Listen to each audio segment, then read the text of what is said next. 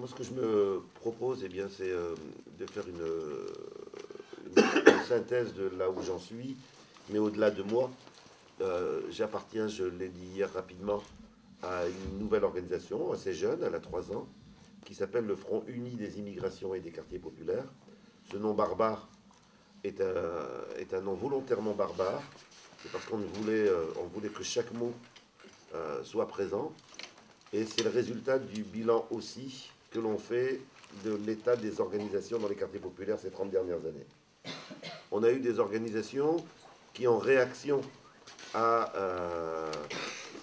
gros, à ce qu'était le mouvement militant de gauche et d'extrême gauche, ont tordu la barre de l'autre côté en disant nous, on veut juste une organisation de Noirs et d'Arabes. Nous, on ne voulait pas s'inscrire là-dedans, donc on a indiqué quartier populaire. Mais on a d'autres organisations qui parlent au nom des quartiers populaires ou au nom de l'immigration, sans avoir un immigré, sans leur demander leur point de vue. Donc on voulait que le terme immigration apparaisse. D'où ce nom un peu barbare. Donc c'est une barbarie choisie. Voilà. Cette organisation, elle a maintenant, elle est dans sa 3e année. Notre projet est un projet qui consiste à vouloir structurer dans tous les quartiers populaires de France un mouvement qui soit capable de taper en même temps sur les questions qui nous concernent. Bien sûr, ça supposera que ça soit en alliance avec d'autres organisations, mais l'idée est qu'il manque aujourd'hui ce type d'organisation. D'emblée, par exemple, la question de la place du soutien à la Palestine était évidente. C'est un des axes centraux du Front Uni des immigrations et des quartiers populaires, parce que pour tous ces militants qui venaient de toutes ces expériences et échecs du passé, mais c'était évident que la question palestinienne, je dirais pourquoi, elle parle aux classes populaires, en tout cas elle parle à leurs composantes issues de l'immigration. Alors ce que je me propose, c'est de vous dire un peu l'ensemble des réflexions qu'on a pu avoir. Donc on va s'éloigner un petit peu pour revenir à la Palestine. Ce qui nous semble les points à prendre en compte pour comprendre la situation actuelle dans nos quartiers et comprendre aussi pourquoi on a des éruptions de soutien à la Palestine à certains moments et puis des retombées et pourquoi il y a un décalage. À part vous qui êtes les meilleurs de France, mais on peut dire que dans l'essentiel du mouvement, on a une juxtaposition. Alors, on a une juxtaposition, il y a des associations qui font des choses sur la Palestine, des conférences, des choses, etc. Et on a à côté plein de gens qui en permanence parlent de la Palestine, mais ne se retrouvent pas dans cette dynamique-là. Tous ceux qui viennent des quartiers populaires savent que voilà, il suffit qu'il y ait 30 secondes d'information à la télé pour que la soirée, en bas des cages d'immeubles, on parle que de ça. On parle que de ça. Les gens le vivent au niveau des tripes, et donc il y a un vrai lien. À mon avis, pour comprendre ça, il faut vraiment prendre du recul historique pour essayer de comprendre la distance qu'il y a entre le monde militant, et je le respecte complètement, hein, pour qu'il n'y ait pas d'ambiguïté, je vais être sévère, donc c'est pas du rejet, c'est justement parce que je pense que s'il n'y a pas des remises en cause, on n'arrivera pas à faire converger. Il faut prendre du recul. Donc je vais très rapidement reprendre quelques éléments qui me semblent incontournables. Certains ont été abordés rapidement hier et d'autres, je les détaillerai. Le premier élément, c'est qu'il faut qu'on ait un regard lucide sur les héritages du mouvement militant progressiste en France. Et je le disais, premier héritage, l'héritage philosophique. L'héritage philosophique, toute la gauche et l'extrême gauche française se revendiquent des Lumières. C'est quelque chose qui apparaît comme essentiel, les Lumières, Déclaration des droits de l'homme, et avant toute cette pensée sur le libre arbitre, sur la démocratie, etc. Toute la gauche s'en revendique, en oubliant de resituer historiquement ces Lumières. Et je le disais hier, au même moment, et les mêmes hommes, les mêmes philosophes qui inventaient le libre arbitre, la démocratie, etc., le faisaient en théorisant une hiérarchisation de l'humanité en peuples accédant aux Lumières et d'autres peuples plus sauvages qu'il faudrait aller aider. Et je pense que ça a marqué des générations de militants. Bien sûr, pas de la même forme que la droite ou l'extrême droite, hein, il ne s'agit pas de dire que c'est la même chose, mais ça a marqué. Un des résultats de cela, alors, c'est pas que sur l'immigration, hein, c'est sur l'ensemble des questions, et hier le débat m'a... Voilà, j'ai été étonné que ce type de questions reviennent encore, mais bon, ça veut dire qu'il faut continuer. C'est sur, en réalité, l'ensemble des dominations. C'est-à-dire que le mouvement ouvrier s'est construit en France, je dis en France parce que dans d'autres pays ça s'est fait autrement, avec cette idée qu'il ne faut parler que des classes sociales, les pauvres et les riches. Moi je suis marxiste, donc je pense qu'il faut parler des classes sociales, mais attention, attention, il n'y a pas que ça. Les femmes vivent une oppression particulière. Les gens issus de l'immigration vivent une oppression particulière. Si on ne parle pas d'elles, tu as beau venir leur dire qu'il faut faire la révolution, les classes sociales, ils ne t'écoutent pas. Et historiquement, ben les Lumières, elles n'ont pas seulement été des Lumières qui ont mis en dessous, en infériorité, les autres peuples, c'est aussi, les mêmes penseurs ont mis en infériorité les femmes. Pour ceux qui ne seraient pas convaincus, je n'ai pas le temps de développer, mais j'ai écrit tout un ouvrage qui s'appelle La citoyenneté dans tous ses états, dans lequel je regarde les discours que, entre 1789 et 1795, l'extrême gauche de l'Assemblée, donc j'ai mis de côté la droite, etc., je parlais de ceux qui étaient les radicaux, comment ils s'opposaient au droit de vote des femmes. Avec quel argument? Avec des arguments qui est de dire les femmes ne sont pas éduquées pour pouvoir s'occuper de politique. Les femmes ne sont pas biologiquement constituées pour s'occuper de politique. Ça rappelle des choses qu'on dit aujourd'hui sur les quartiers, etc. Hein. Et donc les Lumières, il ne faut pas l'oublier, quand on nous parle de laïcité, etc., ça n'a jamais été immédiatement articulé aux droits des femmes. Parce qu'aujourd'hui, pour taper sur les musulmans, on nous dit la laïcité. Et on nous dit la laïcité, ça libère les femmes. Attention, la laïcité, pendant des décennies, ça a été emportant l'inégalité, cette inégalité-là.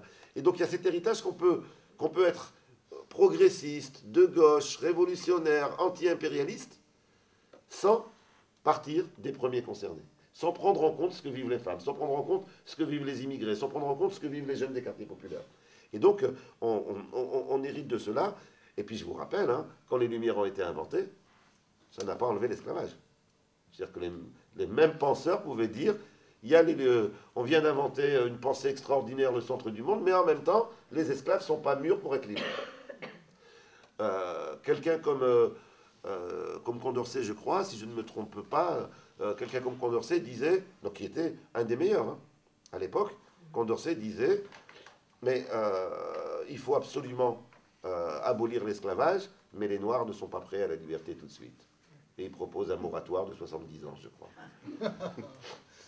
Donc on est bien dans cette idée que on est d'accord pour que les autres accèdent aux droits, mais avant ça, il faut que le grand frère vienne leur expliquer ce que c'est et comment faire. Et le vote des femmes, c'est 1945. Et le vote des femmes, c'est 1945. 1945. Alors, c'est important de l'avoir en tête parce que pour ceux qui viennent, ceux qui habitent les quartiers populaires ou qui y viennent, vous avez tous rencontré à un moment ou à un autre des militants qui sont venus nous dire mais attends, je vais t'expliquer, je connais mieux que toi. Je connais mieux ta vie que toi. Et ça, c'est insupportable. C'est-à-dire que ça provoque de la distance. Hein. Donc ça, c'est pour moi le premier élément à vraiment avoir en tête. La conséquence de cela, ça va être la faiblesse du mouvement anticolonialiste. Là aussi, quand on veut tirer le bilan historique, il faut le regarder. C'est pas parce que les Français auraient un gène réactionnaire, non, c'est parce que cette histoire-là, comme on ne la décortique pas, comme on la travaille pas, et ben du coup, on ne peut pas voir les héritages qu'on a. Il y a eu très peu de mouvements anticolonialistes en France. Très peu. À l'époque de la conquête, il y a eu très peu d'opposition. Et ça, théoriquement, il faut qu'on se pose la question, pourquoi? C'est pas que le peuple français était réactionnaire, c'est le peuple qui a fait le plus de révolutions. 1789, 1793, la Commune de Paris, 1848. Donc c'est pas un problème de... Le peuple français n'est pas moins révolutionnaire que d'autres. Mais qu'est-ce qui fait qu'avec ces idées-là, eh bien, au moment de la colonisation, même à gauche, on estimait que on allait leur apporter quelque chose. Autrement dit, on avait deux grandes opinions. On avait ceux qui disaient qu'il faut coloniser parce qu'ils sont inférieurs et on a un droit sur eux puisqu'ils sont inférieurs. Et puis on avait d'autres qui disaient non, non, il faut une colonisation humanitaire. Il faut qu'on y aille pour les aider, pour les civiliser, pour les amener à progresser. Et ça, c'était pas que la droite. Hein. Et donc, cette faiblesse du mouvement anticolonialiste, elle est dans l'origine, dans la naissance des forces progressistes. Alors, heureusement, quand je dis ça, si je parle du passé, c'est pas pour dire que c'est la même chose aujourd'hui. C'est juste pour dire que cet héritage-là, si on n'accepte pas de faire le tri, de le regarder en face, eh bien, il va se reproduire. Quelque chose qu'on ne lit pas jusqu'au bout, quelque chose qu'on n'analyse pas jusqu'au bout, il se reproduit. Et donc, j'ai l'habitude de dire, j'ai résumé ma pensée en une phrase qui est de dire que l'histoire est au peuple ce que, pardon, la mémoire est au peuple ce que la psychanalyse est aux individus. Il va nous falloir une psychanalyse des mouvements progressistes. Il faut qu'ils fassent leur psychanalyse en repérant qu'est-ce qui se répète et qu'est-ce qui fait que on a des choses qui se répètent, mais je crois qu'en plus on peut le dépasser à condition qu'on accepte de regarder, de regarder comment ça s'est construit. Donc première conséquence, cette absence d'opposition à la colonisation. Ça s'est rejoué au moment des luttes d'indépendance. Au moment des luttes d'indépendance, on a eu très peu. Et c'est tout à l'honneur de ceux qui ont résisté entre 54 et 62, et ceux qui ont soutenu les mouvements d'indépendance en Algérie, puisque sur la décolonisation, c'est l'Algérie, la France. Hein. Je dis ça parce qu'actuellement, on nous dit, non mais regardez en avance, dans les programmes scolaires, on a la décolonisation, etc. Sauf qu'une enquête a montré que la plupart des enseignants, quand ils traitent de ça, ils traitent de l'Indochine. Comme si c'était, nos voisins, c'était massivement des Vietnamiens, etc. Non, si on veut traiter de la colonisation et de ses impacts, c'est la question algérienne qu'il faut traiter. C'est pas l'Indochine ou je sais pas quoi, etc. Eh bien, on a eu très peu de choses. Hein. On a eu très peu de choses. Je raconte souvent cette anecdote que me donnait un des dirigeants du Parti communiste algérien, donc qui étaient, eux, pour l'indépendance, et qui me disaient qu'ils avaient été voir leurs camarades français en 1956, au moment du vote des pouvoirs spéciaux. Donc ils ont été voir le Parti communiste algérien, donc ils étaient voir le Parti communiste français, pour leur dire, votez pas, s'il vous plaît, la loi sur les pouvoirs spéciaux, qui autorisait le gouvernement français à multiplier, à envoyer des troupes encore plus nombreuses, etc. Et ils racontent qu'ils ont discuté jusqu'à 2 heures du matin, en disant, vous supplie, faites pas ça, vous allez nous mettre en porte-à-faux, vous allez, etc. Et ils ont discuté, et au moment de partir, on leur a gentiment expliqué qu'il fallait comprendre que l'alliance avec le Parti socialiste était la plus importante. Et voilà comment on s'est retrouvé avec sans doute la seule force à l'époque en quantité capable de s'opposer à la guerre, qui a eu comme mot d'ordre paix en Algérie plutôt qu'indépendance de l'Algérie. Et donc on voit bien que c'est pas quelque chose de, c'est pas le défaut d'une personne, c'est un héritage qu'on ne veut pas regarder, en France. En réalité, ça pose la question de la conception qu'on a de l'émancipation. Dans cet héritage-là, il y a cette idée qu'il y a une seule voie pour se libérer. Une seule manière de se libérer. On le voit avec le foulard. Hein. On a des féministes qui disent on ne peut pas être féministe quand on a un foulard. Donc voilà, la seule manière d'être féministe, c'est la manière que le féminisme a eu historiquement à un moment donné. Et donc c'est pas possible. Et ça va. C'est pas que du passé, on le voit encore aujourd'hui. On a, quand il y a eu le débat sur la loi sur le foulard, je me souviens de 2 associations qui s'étaient constituées de jeunes femmes qui portaient le foulard et qui se revendiquaient du féminisme. Ils disaient, nous, on est pour l'égalité homme-femme, etc.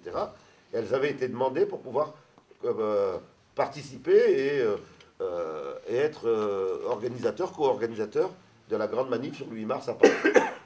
Et elles étaient venues, et elles avaient rapporté leur programme, égalité complète homme-femme, droit à la contraception, droit à l'avortement, voilà. On se dit quand même, si on regarde le programme, donc bienvenue. Eh bien, la majorité des associations, à ce moment-là, leur ont dit, ah non, c'est pas possible que vous soyez féministe et ayez un foulard. Donc il y a cette idée-là, qu'il y a une seule manière de s'émanciper, que cette manière-là, c'est de copier ce qui existait ailleurs. Et bien ça continue sur l'ensemble des thèmes, même sur la question palestinienne, on va retrouver ce type de comportement. Donc ça, c'est la première idée, on a un héritage, c'est l'histoire longue. Il y a une histoire longue qui porte cela. Il n'y a rien d'irréversible, on peut changer, mais on peut changer qu'en acceptant le diagnostic. Si on n'accepte pas ce diagnostic, on n'avancera pas. La seconde idée, c'est que ça s'est transféré aussi. Ça a une autre conséquence sur la manière dont la nation française s'est construite. Donc vous voyez, quand on croit manifester sur la Palestine, on manifeste sur beaucoup plus. C'est d'abord la Palestine, mais en fait, c'est tout le reste qui est questionné. Ça s'est traduit en particulier dans la manière de concevoir ce que c'est qu'une nation. Ce mouvement d'idées des Lumières, et puis les révolutionnaires de 1789, et la révolution bourgeoise, etc., dans le rapport à la diversité culturelle française. Parce que la France n'était pas une homogénéité culturelle. Il y avait des Occitans, des Bretons, des Flamands, etc. Ce n'est pas l'immigration qui a apporté la diversité culturelle. Elle existait déjà. Mais on a considéré que c'était un danger pour la nation qu'il y ait diversité culturelle. on a considéré qu'une nation égale une culture. Et on a mené la lutte contre ces cultures. D'ailleurs, on va le payer cher, parce qu'actuellement, ceux qui reprennent ça, c'est l'extrême droite. Hein. Eux, ils sont moins idiots, ils viennent nous dire, oui, les traditions, oui, les cultures, etc. Et eux, ils sont capables de s'appuyer là-dessus.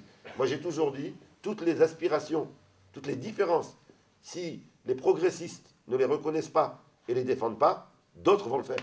Hein. Je ne parle pas des traditions, je parle des cultures. D'autres vont le faire. À chaque fois qu'on laisse quelque chose à l'extrême droite, à chaque fois qu'on laisse quelque chose au groupe fascisant, eh ben, il faut d'abord s'interroger sur nous. Après, c'est trop facile de dire c'est en train de devenir réactionnaire. Et c'est une vraie guerre qui a été faite à la diversité culturelle. Ça s'est payé très cher. Ça aussi, le roman national, ce qu'on nous apprend dans nos écoles, a occulté complètement ces mentions-là. Ceux qui ne sont pas convaincus, lisez le livre Cheval d'orgueil, ou regardez le film Cheval d'orgueil, où vous voyez cette grand-mère bretonne expliquer comment, dans sa cour d'école, on lui disait t'es une langue, le breton est une langue de sauvage. On lui disait la langue de ta maman, comme dit le grand écrivain algérien Mouloud Mamri, la langue qu'on apprend avec le sein de maman, qu'on apprend en buvant le lait, on lui disait c'est du sauvage. Ben, aujourd'hui, on entend des choses, enfin, je l'ai cité hier, Benisti, non, je sais plus, je fais tellement de débats, je ne sais pas si hier, un député qui fait un rapport sur pourquoi il y a échec scolaire, et qui conclut son rapport parce qu'on parle le Wolof et le berbère à la maison. C'est ça qui provoque l'échec scolaire. Et donc on voit bien qu'il y a ce rapport aux langues. Hein. Il y a une langue qui porterait la civilisation, qui porterait le progrès, et des autres langues qui seraient réactionnaires. Et donc on a eu une conception de la nation, qu'après on va propulser dans la colonisation, une conception de la nation qui confondait l'unité politique de la nation. On habite tous le même territoire, et donc il faut qu'on ait les mêmes lois, il faut qu'on ait les mêmes droits, etc. On a confondu ça avec l'unicité culturelle. C'est important de l'avoir en tête parce que après, ben, on verra que quand les immigrations vont arriver, on va leur demander quoi? On va leur demander la même chose. Si vous voulez devenir français, il faut arrêter d'être arabe. Si vous voulez devenir français, il faut arrêter d'être berbère. Si vous voulez devenir français, il faut arrêter d'être marocain. Si vous voulez devenir français, il faut arrêter d'être musulman. C'est-à-dire qu'il y a cette logique-là du rouleau compresseur. C'est quelqu'un à Istres, il y a une dame, elle était très courageuse de le dire, parce que la salle, elle est venue quand même, c'était que des quartiers populaires, mais elle disait, mais quand même, il faudrait bien qu'on arrive avec une seule langue, une seule culture, et pas de religion. Voilà, donc c'est cette conception de... Et donc là, on voit bien qu'il y a cette idée que c'est l'unicité qui fait la nation. Mais ça, c'est l'inverse de la vie. Hein. Surtout à l'avenir. Hein. Les immigrations ne font que commencer. Hein. Il n'y aura aucun peuple qui pourra dire demain, nous, on est dans la pureté de je ne sais pas quoi, etc. Tous vos enfants, là, pour les plus jeunes, ils vont vous rapporter des jaunes, des noirs, des bleus, des verts, etc. Et dans les familles, on aura plusieurs références culturelles. On va avoir des références multiculturelles de beaucoup, et dans chacune des familles. Et donc là, on est dans un modèle qui est complètement dépassé par l'histoire, mais qui se maintient dogmatiquement. Et justement parce qu'il est dépassé par l'histoire, eh bien, il peut être violent. Et je pense qu'une des dimensions sur le foulard, c'est aussi ça. C'est voilà, qu'au lieu d'être discret, au lieu de cacher leurs différences, et la montre. Là, vous exagérez, mesdames. Ils abusent, quand même. Voilà qu'ils parlent en arabe ou en berbère, où ils utilisent des mots, etc., de manière ostensible, de manière visible. Ça vient dire, nous, on est ce qu'on est, et il est hors de question de bouger. Et ça, c'est contradictoire avec cette dimension. Parler l'italien, ça ne dérange pas. Pardon? Parler l'italien ou une autre langue, ça ne dérange pas. Si, ça a dérangé. Si. De nos jours, maintenant? Ah, aujourd'hui, Aujourd'hui, c'est l'Europe. Aujourd'hui, ça fait tout. Aujourd'hui, c'est l'Europe. Aujourd'hui, l'unicité culturelle, c'est plus la France seulement. On nous dit c'est l'Europe. Donc, oui. Non, mais dans le passé, ça. Dans le passé. Moi, je parlais de nos Non, jours. mais dans toutes nos familles, les vieux, on leur a dit arrêtez de parler patois. On est en Australie, s'ils en ont fait la gueule. Ah non, mais- Absolument. Avec pour résultat tout ça un énorme appauvrissement culturel en France, absolument une perte absolument incroyable qui aboutit au fait que maintenant, la culture, c'est ce qui est anglo-saxon. Et en fait, on a tellement perdu, c'est-à-dire qu'on a complètement perdu toutes les ressources que l'on avait, qu'elles soient régionales, dans l'immigration, c'est absolument dingue. Et maintenant, on va se ressourcer dans le, je sais pas quoi, le gospel ou bon, je perds une parenthèse. Il continue son fil là. Excuse-moi. Donc, ça va dessiner un modèle qui est ce que j'ai appelé moi dans mes écrits le modèle intégrationniste. C'est-à-dire que ça va dessiner un modèle pour qu'est-ce que c'est qu'être français? Ben, être français, c'est accepter d'abandonner son héritage pour entrer dans un modèle théorique abstrait. On l'a fait pour les Bretons, on l'a fait pour les Occitans, et après on l'a fait pour les Portugais, les Italiens, les Polonais, etc. J'aime raconter des anecdotes pour illustrer. Je me souviens, mais vraiment pour voir en quoi, au-delà des résultats politiques, c'est d'abord dans la vie quotidienne. C'est pour ça que c'est aussi dur. C'est le maire de la seule ville qui avait accepté une conseillère municipale qui portait un foulard. Les médias n'en ont pas beaucoup parlé parce que justement, il ne faisait pas de bruit. Voilà, c'était pas une pub qu'il voulait en faire, elle était élue, etc. C'était la ville d'Échirolles, c'était une mairie communiste où il y avait, communiste critique, mais en tout cas où il y avait une conseillère municipale qui avait le foulard et qui me contacte en me disant, donc apparemment quelqu'un qui était au clair avec tout ce que je dis, là, qui avait dépassé ça, et qui me demande de venir faire une conférence sur assimilation, intégration, c'est quoi les bons termes, on en est où, etc. Et je commence à critiquer le concept d'intégration, et il fronce les sourcils. Donc je me dis, ça y est, je vais vers le conflit. En plus, c'était un maire admirable, hein, 72 ans, la résistance, le héros de la région en termes de... Voilà, celui qui a dirigé le maquis, descendant d'Italiens, etc. Et il fronce les sourcils en disant, je sentais un désaccord. Et en plein milieu, ces sourcils se sont d'un seul coup réouverts et il gueule, je croyais qu'il était devenu fou. J'ai compris, la cuisine à l'huile. Je dis, qu'est-ce qui se passe? Et donc il prend la parole et il dit, mais non, mais monsieur Boivin, vous ne vous rendez pas compte, là, je viens de comprendre quelque chose. Il dit, moi, quand je suis arrivé, je fuyais les fascistes mussoliniens, et j'ai grandi ici, et on m'a dit, la France, pays des Lumières, etc., pays des droits de l'homme, etc., et puis moi, j'étais de gauche, donc j'ai été là-dedans, etc., et puis quand je suis tombé amoureuse d'une Française, ben, je suis en train de m'apercevoir que j'ai traduit ça dans ma tête sur être français, c'est plus faire la cuisine à l'huile d'olive. Et il disait d'ailleurs en rigolant, ce soir, je retourne, on a une discussion à la maison, on va recommencer la cuisine à l'huile d'olive. Je fais exprès de le souligner parce que c'est loin de nos débats politiques. Rentre ici. C'est loin de nos débats politiques, mais c'est pas très loin en réalité. C'est cette idée... Quoi? Oui, mais là... Vous avez au moins gardé ça. Mais ça veut dire qu'ici, à chaque fois qu'on vous parle d'intégration, en réalité, c'est d'assimilation dont il est question. Sarkozy a l'honnêteté de dire « je veux revenir au mot assimilation », mais en réalité, les autres qui parlent d'intégration, c'est ça qu'il y a derrière. Et ça c'est extrêmement intéressant parce que ça explique la forme du racisme que le racisme a pris en France par rapport à d'autres pays. Il y a deux manières de nier l'autre. Il y a la première manière, c'est celui qui est le plus connu, c'est le racisme de rejet. J'aime pas les Arabes, je veux pas des Arabes.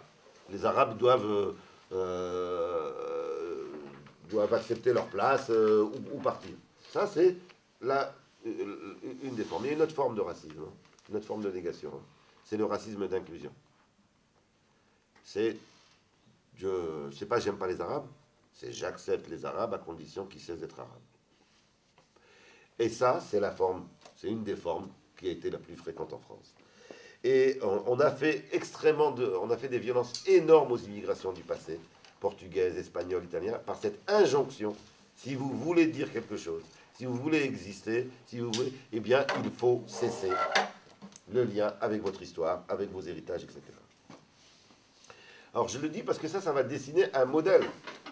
Si je pense qu'effectivement, l'avenir de mon collègue de travail, voilà, je suis ouvrier, mon collègue est espagnol, si je pense que son avenir, c'est de disparaître dans sa culture pour ne faire que me ressembler, eh bien, je vais avoir un rapport à lui éducatif. Ce n'est pas un rapport de camaraderie, c'est un rapport éducatif. Je vais venir lui expliquer ce qui est bon pour lui.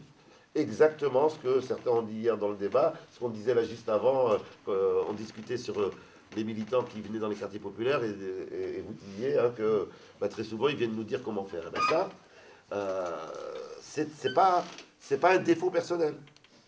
C'est ce que Aimé Césaire appelait déjà le fraternalisme. Et donc il faut absolument qu'on rompt avec le fraternalisme, sinon il n'y aura pas de jonction possible. Qu'est-ce que Aimé Césaire appelait fraternalisme? Il utilise ce terme au moment où il va rompre avec le Parti communiste français, dans sa lettre à Maurice Thorez de démission, où il dit, à chaque fois qu'on a eu des discussions, où on vous disait nos priorités, vous nous disiez c'est pas la priorité.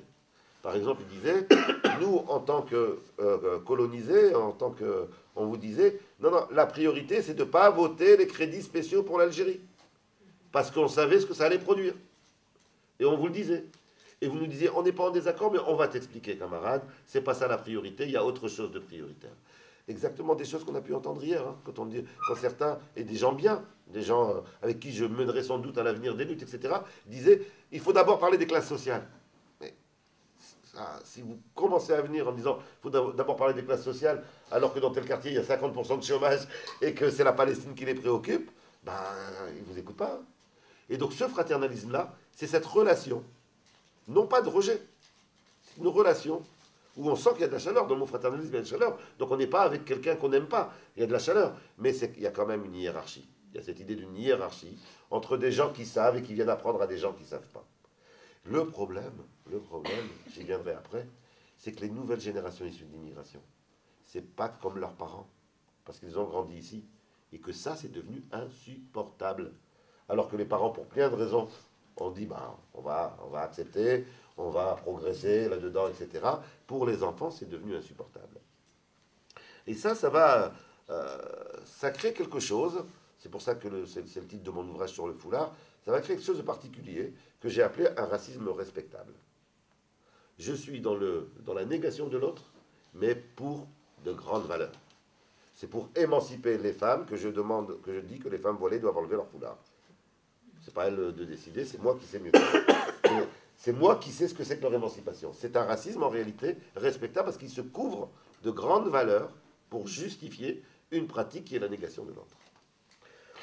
Alors, l'autre élément à avoir en tête, c'est que dans cet héritage-là, en réalité, alors à chaque fois que je dis la gauche, l'extrême gauche ou les progressistes, c'est pas tout le monde, bien sûr. Hein. Donc vous aurez compris que je globalise, mais bien sûr qu'il y a plein de militants qui ont réussi à se détacher de ça, mais c'est important de voir ce qui est récurrent, hein, ce qui revient souvent. L'autre aspect, ben, c'est qu'on a eu, alors je vais utiliser des mots un peu barbares, et puis après je les expliquerai, on a eu une approche essentialiste des classes sociales. C'est-à-dire qu'on a considéré que, alors c'est assez rigolo, parce que la gauche, elle est née en opposition à une conception essentialiste de la nation. Vous aviez la bourgeoisie qui disait au peuple, vous savez, on est tous français. Et le mouvement ouvrier disait, attendez, on n'est pas tous français, ça ne veut rien dire. Il y a des Français ouvriers, des Français riches, des Français pauvres, etc. Donc là, normalement, ils sont nés en rupture avec cette approche essentialiste, qui nie les différences de la nation. Donc on aurait pu s'attendre que cette logique-là, ils la poussent plus loin, et qu'ils disent, dans la classe ouvrière, on est tous ouvriers, mais il y a des différences. Eh bien, on n'a pas eu ça. On a une approche essentialiste des classes sociales. C'est-à-dire que quand les femmes ont commencé à dire nous, on a 30% de salaire en moins, c'est pas ça qui est prioritaire. Il y a autre chose de prioritaire. Il faut d'abord parler des... Et quand les immigrés ont commencé à dire mais nous, on n'a pas le droit de vote, ben, ouais, d'accord. Ils ne disaient pas non, hein. D'accord, mais c'est pas prioritaire. Donc on va le mettre en bas de l'agenda. On le voit bien sur les crimes racistes. Hein. J'en parlais juste avant. Hein. C'est en moyenne un mort toutes les 3 semaines, en moyenne, en France. Ça devrait être un axe, si on veut qu'il y ait un lien avec la composante issue de l'immigration des quartiers populaires, et plus largement avec les quartiers populaires, parce que quand on s'appelle Jean-Pierre et qu'on a grandi dans un quartier populaire, on a du lien très fort, parce qu'on a vu son copain se faire tuer, donc c'est pas un problème d'origine, parce que c'est beaucoup plus large que les enfants de l'immigration, c'est ceux qui ont grandi là-dedans. Très franchement, si ça, c'est pas dans les priorités des organisations, il n'y aura pas de lien. Les gens, ils vous regardent, ça. Attends, mais nous, il y a la police qui est là tous les jours, vous ne dites rien, et puis après, vous dire il faut voter pour... et ça passe pas. Donc, il y a eu une conception essentialiste des classes sociales, on a oublié que tous ceux qui étaient ouvriers n'étaient pas à la même place. Sinon, il n'y aurait pas eu d'immigration. L'immigration, elle est née pour venir combler, hein, c'est une variable d'ajustement, combler, pour éviter les révoltes des travailleurs, combler les places les plus dures, les moins bien payées, les plus dangereuses, etc. Et donc, bien entendu que la hiérarchie dans la classe ouvrière, elle existe. Ça va de soi. Alors, sinon, il n'y a pas besoin de faire appel à l'immigration. C'est-à-dire qu'il y a eu, à un moment donné, c'est pas seulement un manque de main-d'œuvre. Hein. C'était un manque de main-d'œuvre, mais c'était aussi un mode de gestion des révoltes sociales. Et donc, si on ne l'a pas en tête, eh ben, on va oublier. Vous savez, quand vous regardez les Chibani de la SNCF, vous avez suivi le procès, vous voyez bien qu'il ne s'agissait pas seulement, ce n'est pas un manque de main-d'œuvre, on les fait venir. C'est un manque de main-d'œuvre, on les fait venir, mais on crée un statut spécial qui est un statut en dessous. Et donc, par définition, dès qu'il y a immigration, il y a hiérarchisation dans la classe ouvrière. Et donc, il faut le prendre en compte. Si je ne le prends pas en compte, je demande à ceux qui souffrent le plus d'attendre la révolution pour que ça aille mieux. Ça vous rappellera? Certains disaient, à l'époque coloniale, aux Algériens, écoutez, vous avez raison, mais laissez-nous faire la révolution en France. Quand on l'aura fait, on va vous donner l'indépendance. Heureusement que les Algériens n'ont pas attendu. Hein. S'ils avaient attendu... Et donc, on a bien ce modèle-là qui se met en place. C'est d'ailleurs ce qu'un grand sociologue qui s'appelle Abdelmalek Sayad met vraiment en évidence, mais malheureusement, bien entendu, ce n'est pas lui qu'on va enseigner massivement dans notre système éducatif. Abdelmalek Sayad tente de réfléchir aux caractéristiques de l'immigration. Et en nous disant ces caractéristiques, elles sont très récurrentes. Alors, il en donne trois. Et elles sont vraiment passionnantes parce que, du coup, on peut comparer à ces caractéristiques avec les enfants qui sont nés français, qui sont français de naissance. Comment ça bouge ou non? Il dit la première caractéristique de l'immigration dans ce système social, eh bien, c'est qu'elle doit être invisible. Tu peux avoir ta place si tu es invisible. Et donc, on va construire des foyers dans des endroits où il y a le moins de contact possible avec les autres. On va les construire de manière la plus discrète possible pour que ça ne se voit pas. Il y avait une injonction d'invisibilité. Qu'est-ce qui se passe quand on est un enfant d'immigré? Mais ça, on le ressent. Hein. Et dans nos attitudes spontanées, il n'y a même pas besoin de faire de grandes études ou de la politique, d'avoir une idée, un système politique. Il y a une mise en visibilité. Je ne me cache plus. Et dans le comportement de plein de jeunes dans les quartiers populaires, il y a ce besoin de visibilité qui est une réponse politique. On a l'impression que c'est les jeunes qui sont fous de ça, qui est en fait une réponse politique à l'injonction d'invisibilité. Je décris souvent cela en racontant une anecdote qui m'est arrivée quand j'étais petit. C'est ce que j'appelle le syndrome de la djellaba. Le syndrome de la djellaba, moi quand j'étais petit, mon père mettait une djellaba en rentrant du boulot. Et comme on était en appartement, quand il devait descendre ses poubelles, qu'est-ce qu'il faisait? Sans y penser. C'était spontané, immédiat, parce qu'il y avait cette injonction d'invisibilité. Il enlevait sa djellaba, il remettait son costume de ville et il descendait sa poubelle. Qu'est-ce qui s'est passé pour moi quand j'ai commencé à mettre ma djellaba? Je ne pensais même pas l'enlever, ça ne venait même pas à l'idée. Et j'imagine s'il n'y a pas... Si les forces politiques, les débats médiatiques, etc., ne banalisent pas ça, qu'est-ce qui va se passer? Peut-être qu'on a des gens qui ont théorisé retour de l'intégrisme, qu'est-ce qui se passe? Alors c'était juste que moi je réagissais comme quelqu'un d'ici qui n'avait aucune raison de répondre à cette injonction d'invisibilité. On a eu la même chose sur les mosquées et les demandes de carré musulmans. C'est quand même assez extraordinaire. Quel est le signe d'enracinement dans un pays le plus fort? Accepter d'y être enterré. Quel est le signe d'enracinement le plus fort? Demander des carrés musulmans. C'est-à-dire, pourquoi les parents ne le demandaient pas? Ben, ils ne le demandaient pas parce qu'ils estimaient qu'ils n'étaient pas chez eux et qu'ils allaient rentrer au pays. Et effectivement, quand tu penses que tu vas rentrer au pays, tu mets entre parenthèses un certain nombre de besoins. Or, qu'est-ce qui s'est passé dans les années 80? On a eu cette demande de mosquée qui signifiait tout simplement que l'immigration avait fait le deuil du mythe du retour. Ils savaient très bien, leurs enfants étaient devenus grands, ils avaient commencé à faire leur vie ici, qu'ils n'allaient pas rentrer au pays. Et ben du coup, il y a eu les demandes de mosquées et de carrés musulmans. On aurait dû avoir à ce moment-là toutes les forces, un minimum démocratique, faire des grandes pancartes, etc., en disant réussite de l'enracinement. Bon, on a eu exactement l'inverse. Hein. Je me souviens de la une de Libération, carré musulman, échec de l'intégration, pour l'interrogation. Les choses étaient complètement inversées. C'est-à-dire que, au lieu d'expliquer les choses comme étant un enracinement, donc une nouvelle composante dans la société, dans laquelle l'islamité devenait composante à part entière, dans laquelle la berbérité, l'arabité devenait une composante nouvelle d'une multiculturalité et d'une identité française plurielle, ça a été vécu comme échec. Et donc là, on voit bien que c'est ce vieux modèle que j'ai décrit qui est à ce niveau-là.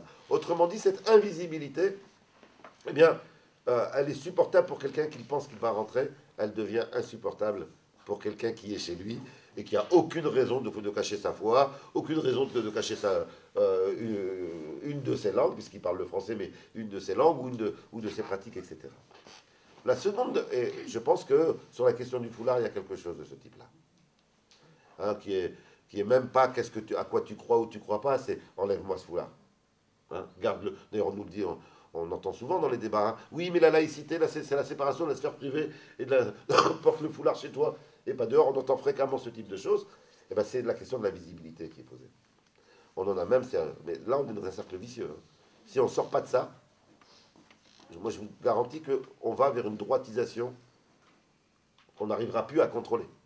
Hein, parce que sur cette question de la visibilité, il n'y a pas de fin. On l'a bien vu. Au début, c'était l'école. Après, on nous a dit les hôpitaux. Et maintenant, on va vous dire la rue. Et puis après, on vous dira même à l'intérieur. Et donc là, on voit bien qu'il n'y a pas de fin. Quelqu'un qui veut faire de la surenchère sur la visibilité, il peut sans cesse en rajouter. Et là, ceux qui ont cru qu'on allait arrêter la question de la visibilité uniquement à l'école, ben, ils ont fait une erreur stratégique énorme. Ils ont fait une erreur stratégique énorme. Hein, parce qu'on a donné des armes pour ceux qui peuvent sans cesse aller plus loin. Donc ça, c'est la première caractéristique. Et à mon avis, c'est la même chose quand on entend « il ne faut pas crier Allahu Akbar dans les manifs hein. ». En fait, derrière Allahu Akbar, ce qu'ils perçoivent, c'est danger intégriste. Ils oublient que ce terme, dans la plupart des pays arabes, ça n'est pas qu'un terme, ça n'est pas qu'un cri religieux. On le crie dans plein d'occasions. C'est aussi un cri de joie, c'est aussi un cri de victoire, c'est aussi un cri de... Les chrétiens disent voilà. Alléluia, hein, Oui. donc ça choque moins, ça passe mieux, mais c'est la même chose. Et je pense qu'il y a quelque chose de cette invisibilité. Vous pouvez croire si vous ne le dites pas. Vous pouvez être arabe si vous ne le montrez pas. Vous pouvez être musulman si ça ne se voit pas. Et il y a cette dimension-là d'invisibilité qui est particulièrement forte. Ça, c'est la première caractéristique. La seconde caractéristique, nous dit Abdelmalek Sayad, c'est l'exigence d'apolitisme. Vous êtes invité. Donc pas de politique. Il ne faut pas faire de la politique. Et donc, effectivement, pendant de longues années, eh bien, il y avait, quand on était immigré, il y avait plein de choses qui vous faisaient comprendre que vous n'avez pas à être au syndicat, vous n'avez pas à être dans les partis politiques, et donc il y avait cette dimension d'apolitisme. Vous ne pouvez pas faire un débat dans un quartier sans aborder toutes les questions politiques. C'est-à-dire qu'on a l'impression que là, au contraire, y compris parfois avec des outils qu'ils ne maîtrisent pas, donc il y a des mélanges, il y a des raccourcis, etc.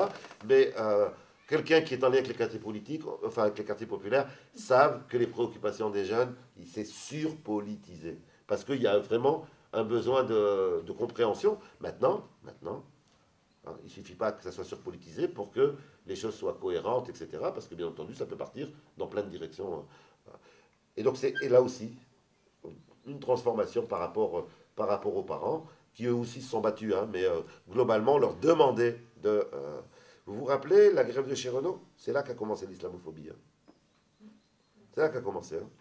Et c'est pas la droite. Hein. C'est Mauroy, Parti Socialiste, qui dit sur une grève ouvrière, cette grève, alors c'était pas n'importe quelle grève, c'est une grève qui venait dénoncer les grandes restructurations libérales dans l'automobile. Et donc il mettait en péril, hein, qui pouvait mettre en péril, un des points stratégiques pour les dominants dans ce pays. Eh bien, c'est là qu'on a eu le premier discours qui a été de nous dire, c'est une grève intégriste. C'était pas le foulard, le premier moment, hein, ça a été là, c'est une grève intégriste. Pour que le mouvement syndical ne soutienne pas les ouvriers qui faisaient grève. Et ils ont en partie réussi. Au moment de la marche pour l'égalité, quand on a... donc c'était au même moment, hein, donc après la marche, quelques mois après, nous on était des enfants de ces travailleurs immigrés qui avaient été exploités, dominés, etc. naturellement, on s'est dit, on n'a pas pu faire cette marche pour nous, avec 100 000 personnes dans la rue, et voir ces grévistes à côté, on les voit salir, etc. Et donc, quelques temps après, on a décidé d'une manifestation pour aller soutenir nos parents au niveau symbolique, hein, nos parents qui faisaient grève. Au démarrage de cette manifestation, il y avait Georgina Dufoy, qui donc avait soutenu la marche pour l'égalité, etc., qui est venue dire « N'y allez pas, vous me décevez ». C'est-à-dire qu'on acceptait les enfants à condition qu'ils ne soient pas en lien avec les parents. Avec cette idée qu'en réalité, les enfants, ben, eux, ils sont intégrés. Alors, ça va vite changer. Hein. Ça, c'était les années 80, ce qu'ils ont appelé la mode beurre. Après, ça va devenir l'inverse. Quand on va s'apercevoir que, tiens, eux aussi, ils revendiquent autre chose. Alors là, c'est la déception.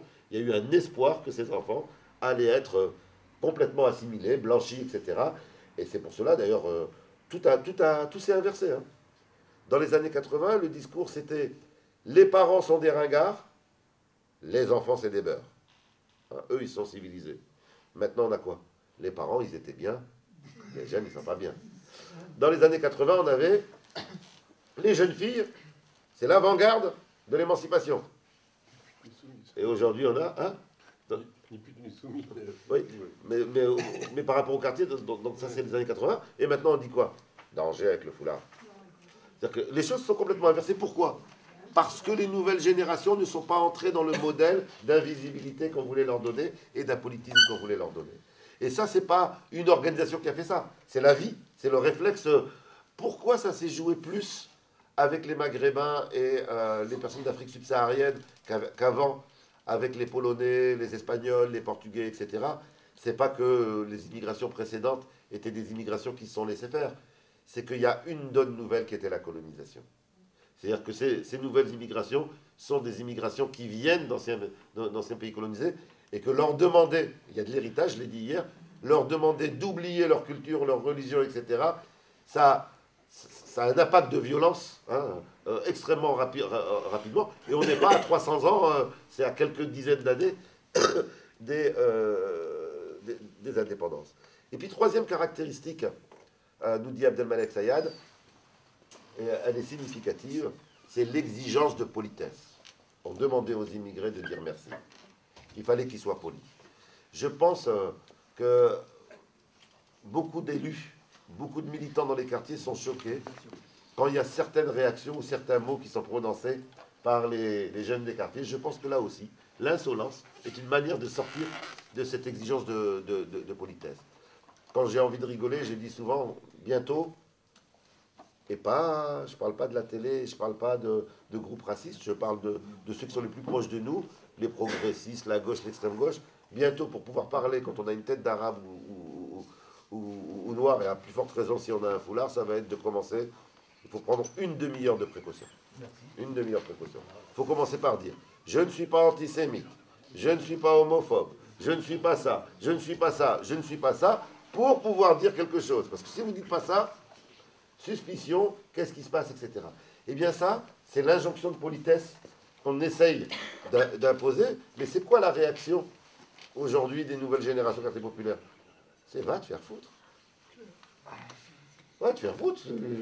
Je réagirai. Et c'est pour cela que certaines réactions sont perçues comme des refus de tout contact, etc., qui sont en fait la réaffirmation de quelque chose. Alors c'est sur ce terreau-là global que se joue aussi la question du soutien à la Palestine, qui n'est pas, c'est pas un sujet à part. Ça se joue dans ce contexte-là global. Je l'ai dit hier et je voudrais juste approfondir un tout petit peu.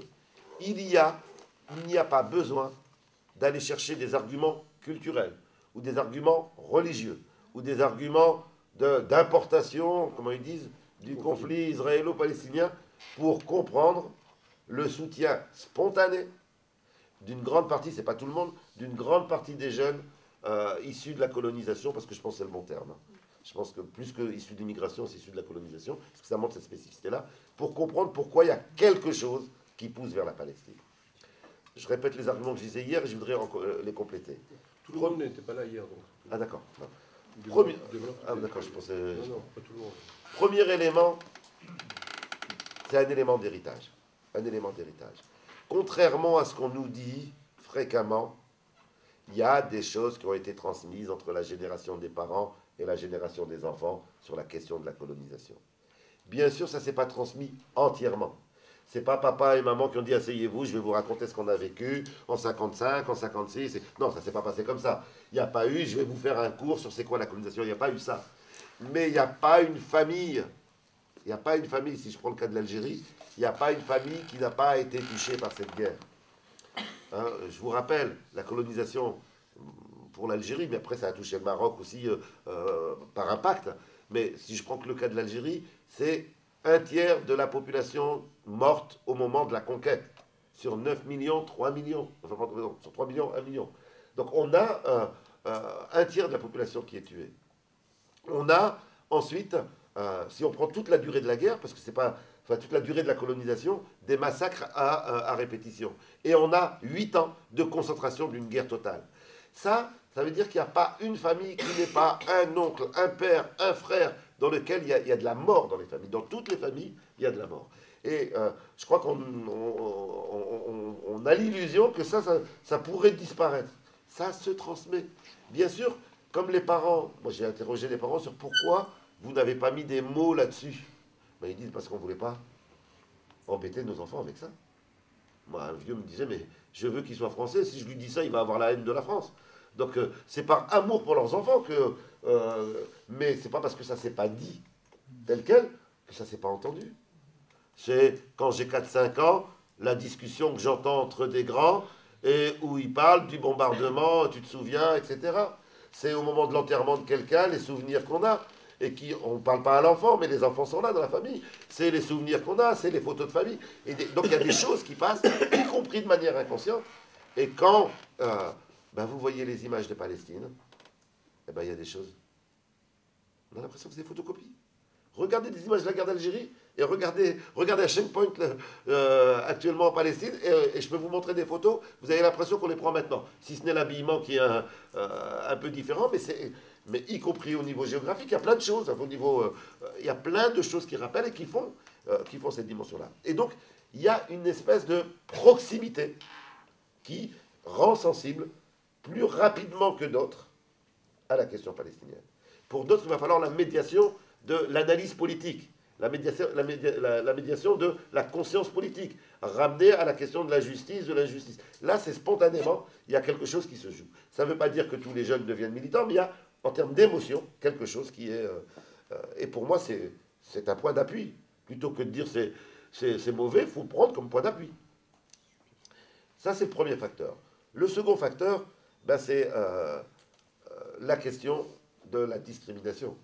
Je le disais hier, tout habitant des quartiers populaires sait ce que c'est que la discrimination. Tout le monde sait que quand on s'appelle Mohamed ou Fatima, on a moins de chances d'accéder à un diplôme égal à un emploi. Tout le monde sait qu'il faut galérer plus pour arriver à quelque chose. C'est maintenant, heureusement, objectivé par des recherches. Parce que pendant longtemps, quand on le disait, on nous disait « mais non, vous victimisez, vous exagérez, vous en rajoutez, vous êtes des paranos, etc. » Ce vécu-là, de ne pas être traité comme les autres, quand on voit ce qui se passe en Palestine, qu'est-ce que c'est que la colonisation? C'est la discrimination poussée à bout. C'est la discrimination qui est poussée dans son absolu. C'est la discrimination comme modèle. Donc ce n'est pas la même chose que ce qu'on vit ici, mais il y a un air de ressemblance. Et ça fait une attirance particulière également. Troisième caractéristique, troisième facteur qui fait qu'il y a un élan particulier, au moins au niveau de l'émotion. Après, je pense que l'émotion ne suffit pas. C'est-à-dire que je pense que le grand drame aujourd'hui, c'est les milliers de jeunes qu'on peut avoir quand il y a des massacres, et 3 semaines après, on n'en a plus. Ce qui montre bien que le problème, il est de passer de l'émotion à la politisation. Mais pour passer de l'un à l'autre, je dois prendre l'émotion au sérieux. C'est un point d'appui. Le troisième facteur, c'est quels sont les discours qui visent à empêcher que l'on réponde, que l'on met en avant pour répondre aux revendications, pour répondre aux aspirations, pour répondre aux colères des quartiers populaires. Eh bien, depuis maintenant plusieurs décennies, ça c'est l'aspect nouveau, depuis au moins 20-30 ans, ce sont les mêmes discours que ceux qu'on utilise en Palestine. pour masquer les revendications palestiniennes, pour masquer la légitimité de leur lutte. On va dire, mais Israël est la seule démocratie de la région. D'Europe. Pardon? C'est presque en Europe, Israël. Oui, Israël est en Europe. La seule démocratie, c'est-à-dire qu'il y a les Israéliens qui seraient dotés d'une capacité à la démocratie, et les autres, ben, il leur manque le gène de démocratie. Moi, j'ai entendu ça au moment de la révolte de novembre 2005, hein, où des militants, pourtant de gauche, etc., disaient « mais c'est pas comme ça qu'on se révolte ». Donc, ils savent pas. On va leur apprendre. La question de l'islam. Enfin, ça doit être une lutte de libération nationale. Pourquoi ils mettent la religion? Le Hamas et le djihad, c'est dangereux, etc. En oubliant complètement que les gens se révoltent comme ils peuvent. En réalité, quand il y a une oppression, les gens ne choisissent pas leur forme de révolte. Ils révoltent comme ils peuvent, en fonction de ce qui est possible. Je vous rappelle que ce n'est pas à n'importe quel moment que ça prend telle forme, et à n'importe quel moment que ça prend une autre forme. Et donc, ça ne veut rien dire que d'aller dire à quelqu'un, c'est pas la bonne manière de te révolter. Les gens, ils se révoltent comme ils peuvent. Et la question qui nous est posée, c'est, a-t-on fait avant le travail, si on estime que c'est autrement qu'il faut se révolter, a-t-on fait avant le travail pour qu'un autre canal de révolte soit possible? Eh bien, les arguments qui sont mis en avant contre les aspirations du peuple palestinien sont du même type que les réponses que l'on fait aux aspirations des jeunes des quartiers populaires. L'islam, c'est la forme de la colère, les caractérisations comme lumpen prolétariat. Là, bon, en Palestine, on ne dira pas lumpen prolétariat, mais on dira, mais regardez, ils ne savent même pas s'entendre entre eux, ils sont entre une multitude d'organisations. Moi, c'est toutes des choses que j'entends. Et donc, là aussi, ils sont obligés de constater que la manière dont on nie les revendications palestiniennes ressemble à la manière dont on nie leurs propres revendications. Ça a été tellement loin que moi, dans ma génération, vous savez comment on faisait? Et moi, je pense qu'il faut évoluer un petit peu, mais quand on ne savait pas si on pouvait faire confiance à un militant, parce qu'on était attiré vers les militants, mais on se sentait aussi quand même, ça n'avait pas les mots encore, on sentait. Donc quand on ne savait pas comment faire, on appelait ça la preuve par la Palestine. C'est-à-dire quand un militant maoïste, trotskiste venait nous voir, on disait bon, première chose, on va lui demander qu'est-ce que tu penses de la Palestine? Et en fonction de sa réponse, on disait dégage, ou bien on peut continuer à discuter. Parce que tu sentais, en fonction de la réponse, qu'effectivement, quel type de réponse il allait apporter. Moi, je pense qu'il faut faire la même chose avec le foulard aujourd'hui. Je rajoute à la Palestine le foulard. Voilà, en fonction de la réponse, eh ben, c'est tout. En fonction de la réponse, continue ton chemin. Quand tu auras avancé, on pourra discuter. Mais moi, je n'ai pas de temps à perdre à convaincre les gens sur la question du foulard. J'ai d'autres combats. Mes priorités, c'est les crimes racistes, c'est justement la question palestinienne, c'est plein de choses. Et je ne vais pas passer des heures et des heures à aller convaincre quelqu'un qui vient me dire oui, mais le foulard, c'est... Non, je vais pas... Et je pense qu'il faut arrêter de perdre du temps avec ça. Tant pis que ceux qui n'arrivent pas à dépasser ça restent tout seuls, et après on verra. Quand ils verront qu'ils s'éloigneront de plus en plus, quand ils verront qu'ils vont finir par vieillir ensemble sans avoir et de moins en moins nombreux, j'ai rien contre le vieillissement, hein, mais qui restent, quand ils verront ça, peut-être que ça les interpellera et qu'ils commenceront à se dire bon. Et que les jeunes de quartier aussi ils prennent de l'ampleur et qui commencent à savoir beaucoup plus de choses et qui s'organisent et après ce sera une autre histoire, c'est sûr. Et donc moi je pense qu'on perd trop de temps à essayer de convaincre, et ça nous détourne en réalité d'autres combats.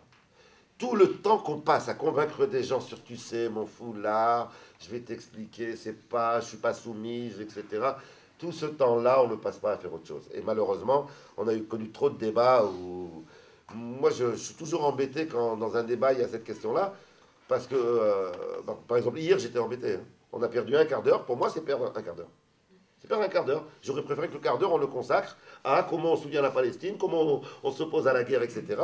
Et si vous regardez de près, un quart d'heure, regardez sur 5 ans, ben vous voyez, ça fait beaucoup de temps qu'on a perdu sur tous ces faux débats. L'autre dimension qu'il faut avoir en tête, c'est aussi la question de la violence, qui est une dimension qui aussi divise. La vie qu'ont les habitants des quartiers populaires, ça ne veut pas dire qu'ils sont violents, mais ils connaissent la violence. Et ils savent aussi que face à une violence d'État, une violence sociale, eh bien, on est tenté par la violence nous-mêmes. Ils le savent. Et ils savent aussi qu'il y a des révoltes. Ils savent aussi que c'est pas quelque chose d'inédit de voir, parce que dans leur quartier, ils ont vu, ça a explosé suite à un crime raciste. Novembre 2005, 400 quartiers qui explosent. La violence, c'est aussi un mode de réponse. Et donc la violence des Palestiniens, ça ne les choque pas. Ça ne les choque pas. C'est une violence de résistance. Normalement, quand même, après, les écrits de Frantz Fanon sur la violence, c'est 1961, on aurait pu se dire, c'est acquis, que face à une oppression, la violence est aussi un mode de réponse. Eh bien, très souvent, on regarde dans les manifestations, on a un problème avec ça, c'est quel type de slogan est crié, est-ce qu'on soutient, quel type de choses on soutient, etc. Et du côté des jeunes, oui, ils soutiennent toutes les formes de lutte du peuple palestinien. Et si vous venez leur dire, mais on va soutenir ça, mais pas ça, moi je suis pour BDS, hein. Mais si vous allez dire, BDS c'est bien, mais ceux qui mettent des bombes, c'est pas bien, ben, du côté des jeunes, ils vont... Et c'est pour cela d'ailleurs qu'il y a ce débat, oui, mais est-ce qu'il faut soutenir toutes les organisations de résistance, mais pas le Hamas, mais pas le djihad. Mais ça, c'est vraiment un décalage profond. N'allez pas dire dans les quartiers populaires, on va soutenir seulement le FPLP. Moi, je soutiens le FPLP. Hein, y a pas mais si vous allez dire ça, d'abord, vous faites l'inverse de ce que font les Palestiniens, parce qu'ils sont capables entre eux, FPLP, Hamas, etc., d'unifier leur résistance. Et nous, ici, on viendrait en disant, toi, oui, toi, non. Toi, et ça, du côté des quartiers populaires, ça passe pas. Ça passe pas. Et je pense même qu'au plus on fera ça. Ailleurs non plus. Hein, Ailleurs non plus, heureusement. De plus en plus. En tout cas, donc, la question de la violence est un autre des points qui... quelqu'un qui ne soutiendrait pas toutes les formes de la résistance ne serait pas entendu dans les quartiers populaires. Et du coup, ça pose vraiment la question de notre époque contemporaine et de l'aspect contemporain sur la résistance du peuple palestinien et du bilan de nos luttes. Je le dis d'autant plus que moi, ça fait vraiment des dizaines d'années que je suis engagé en soutien au peuple palestinien, donc les critiques que je vais faire, je les fais à moi aussi dans le passé. En réalité, la question qu'il faut qu'on se pose, c'est on a commencé à embêter le gouvernement israélien quand ? Quand est-ce a-t-il été embêté par le mouvement de solidarité ? On a la réponse très claire. Hein. Non pas que ce qu'on a fait avant était inutile, mais quand même, on est obligé de voir la différence. La réponse est très claire. C'est au moment de la première intifada. C'est quand il y a eu les manifestations de masse. On le sait, le gouvernement sioniste a élaboré un plan d'intervention avec des gens qui sont payés pour agir sur Internet, pour influencer. Donc il y a eu une vraie panique en Israël. Non pas panique parce qu'ils pensaient qu'ils allaient disparaître, mais ils se sont dit, oh là là, on passe d'un mouvement minoritaire de soutien au peuple palestinien à maintenant... Alors dans leur tête, ça leur faisait peur, hein. Sans doute qu'ils ont... Dans leur tête, c'est des hordes qui viennent des quartiers, mais on est passé de quelques centaines de militants de soutien à des dizaines de milliers de personnes dans les rues. Ça a fait peur à l'État israélien. Et ça explique aussi une contre-offensive idéologique qu'ils ont eue, etc. Et bien ça veut dire quoi? Ça veut dire que c'est ça le chemin. Hein. C'est dans cette direction qu'il faut aller. Et du coup, il faut se poser la question, pour réussir ça, est-ce qu'on a besoin des quartiers populaires? Ben oui. On n'aura pas ça sans les quartiers populaires. Et donc ça pose